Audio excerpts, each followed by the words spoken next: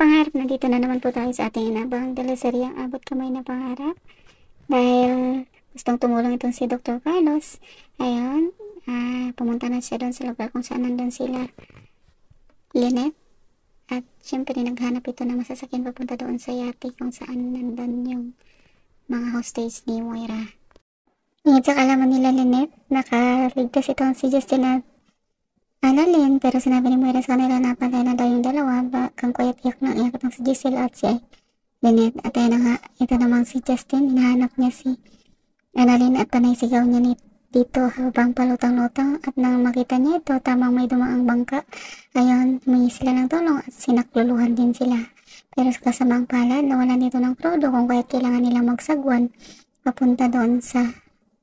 pabalik doon sa pier, pero hindi na kinaya ng mga bangkero kung kaya doon na lang sila sa isla. At ayun na nga, ito namang si Dr. Carlos dahil sa pagpursiging makatulong kay Lynette at mailigtas niya ito. Yan, humarurot yung jet ski niya papunta doon sa iati kung saan nakita siya ni Dr. Lindon at sinabi nito na baka sabot siya ni Moira at sinabi niya hindi daw at gusto niya lang tumulong. At gusto niya iligtas si Lynette kung kaya sinabi ni Dr. Lindon na nandun nga si Lynette.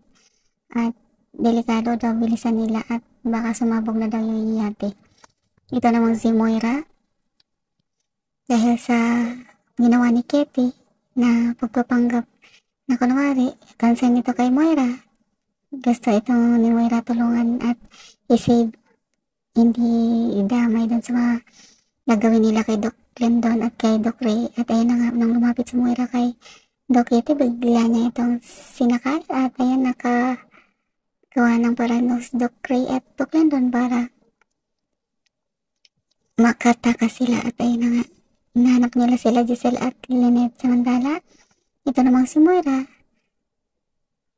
biglang nagulat nung biglang siyang nilapitan ni Dr. Carlos at ayan, sinakal siya at tinatanong nito kung saan si Lynette, pero hindi ito sumasagot nung kaya't nasaktan ito ni Dr. Carlos at nilagay ito sa container kung kaya't nilak siya doon sa loob. Pero ito namang si Lynette at si Giselle nag-offer ng 10 million pesos doon sa kriminal na kasabot ni Moira at parang papayag na yung isang lalaki sana, pero nung kalaganan niya si Giselle, nakita siya ng kanyang kasamaan at sinabing traidor dito kung kaya't nag-away itong dalawa at tama namang pagpasok nila Doc Ray at Doc Lindon.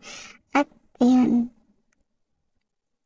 tinulungan nila si Giselle at lumabas sila doon para hanapin si Lynette. At ito naman si Lynette, nag-aantay ng tulong dahil nilak siya doon sa isang kwarto at malapit na yung oras ng bomba na para pumutok. At ayun na nga, talagang sigaw na sigaw itong si Lynette, pero nung mayat maya nandun na sila Giselle at tinulungan siya para makataka sila doon. At ayun, umalis sila doon at sumagay sila sa maliit na bangka. Tama namang pagsakay nila at lumayo sila ng medyo konting distansya lang at pumutok. Sumabog na itong bangka.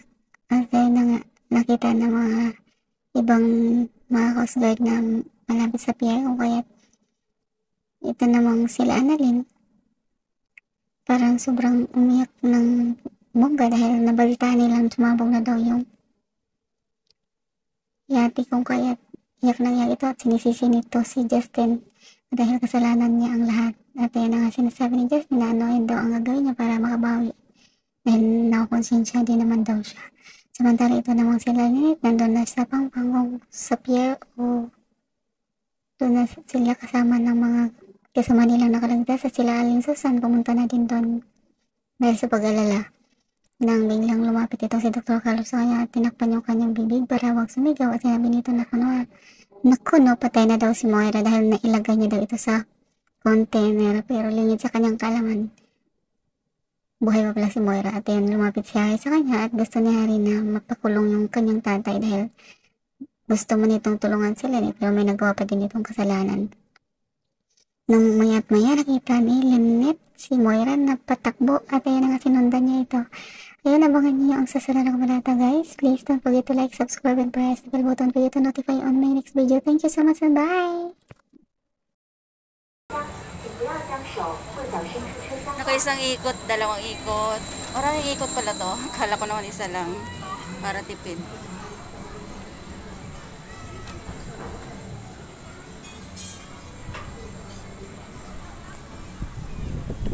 Ang lakas ng hangin. Lamig. Oh my God. Hindi ako natakot pero nilalamig ako. I'm not scared. Sobrang lakas ng hangin.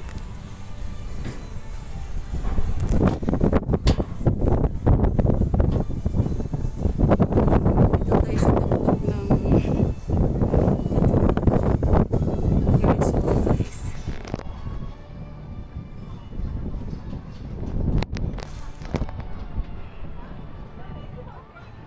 Nakasakay na tayo doon. Yan.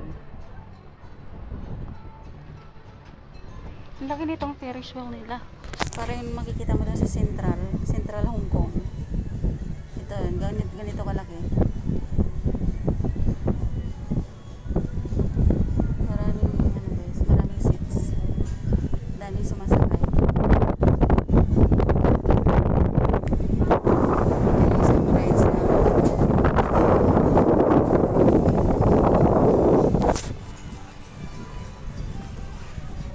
Hindi pa pala ako nakapunta doon sa ano, may mga ano doon ah.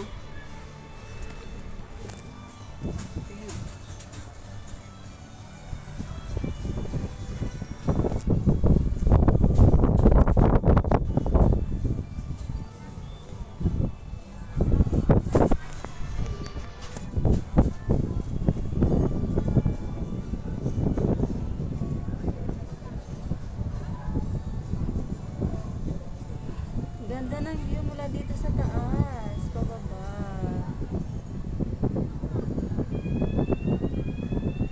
Yung baba na.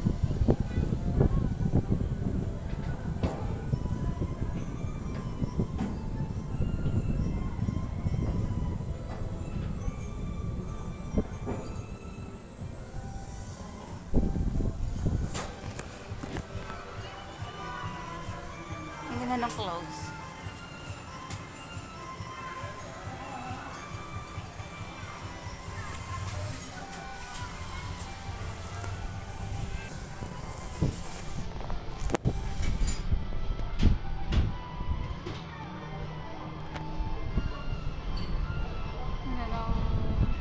Dito sa kayong boat.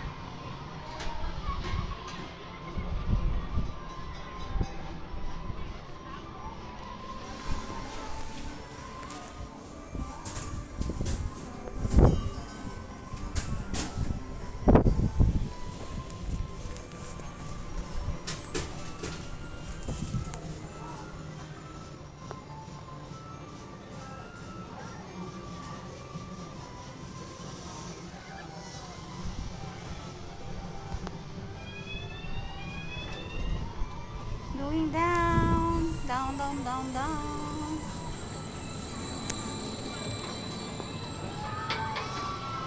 We are here na.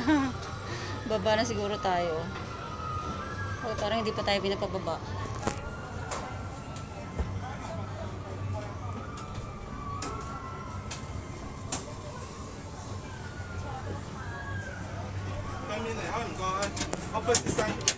Okay, thank you. Done guys, done. Sana ba?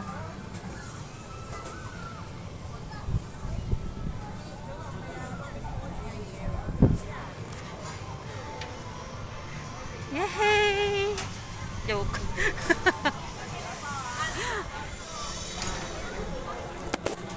Ayun, nakababa na tayo. At last.